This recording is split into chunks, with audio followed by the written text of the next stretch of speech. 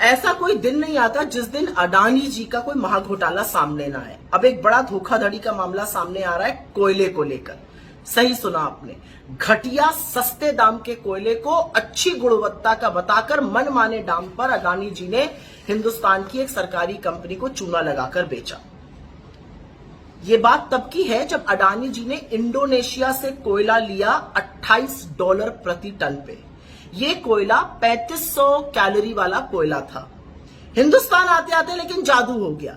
ये 3500 कैलोरी वाला कोयला अपने आप 6000 कैलोरी वाला कोयला बन गया और दाम $28 प्रति टन से बढ़कर $92 प्रति टन हो गए। 28 से बढ़ के 92, 3500 कैलोरी अपने आप बढ़कर 6000 कैलोरी हो गई।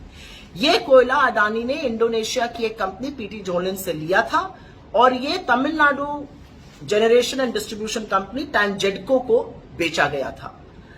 ये कोयला जोलिन ने जो कंपनी है इंडोनेशिया की, उसने अडानी को $28 प्रति टन में दिया। पेपर में पूरी तरह से साफ है कि एंड कस्टमर टैंजेडको है, अडानी जो थे वो मध्यस्थता कर रहे थे।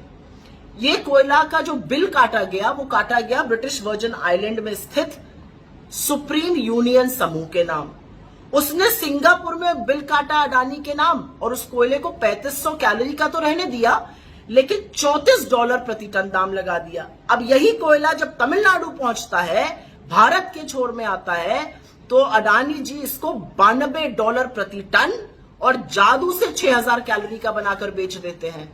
करीब 3000 करोड़ रुपए का चूना लगाया उन्होंने भारत की एक कंपनी को। तो इस पूरे मामले में अडानी जी ने एक भारतीय कंपनी से, सरकारी कंपनी से धोखाधड़ी करी, राजस्व की चोरी की, बिजली के दाम बढ़ाए उपभोक्ताओं के लिए, क्योंकि महंगा कोयला आएगा तो महंगा जनरेशन होगा, महंगा डिस्ट्रीब्यूशन होगा। और यही नहीं, उन्होंने पर्यावरण के साथ साथ हिंदुस्तान के लोगों के स्वास्थ्य के साथ भी खिलवाड़ किया। करीब 22 लाख लोगों की हिंदुस्तान में वायु प्रदूषण से हर साल मौत होती है, जिसमें से ज्यादातर बच्चे।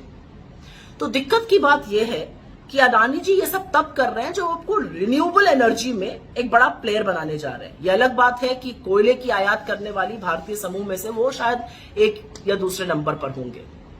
तो मोदी जी से कुछ सवाल है कि डायरेक्टरेट ऑफ रेवेन्यू इंटेलिजेंस को तो चलिए आपने छानबीन नहीं करने दी, संस्थाओं के आपने हाथ बांध दिए, आंखों पर पट्टी बांध ली, लेकिन अब क्या कीजिएगा? क्योंकि आप ही ने कहा है कि टेम्पो में भर भर कर काला धन बांटा जा रहा है। वो टेम्पो अडानी के पकड़े कब जाएंगे?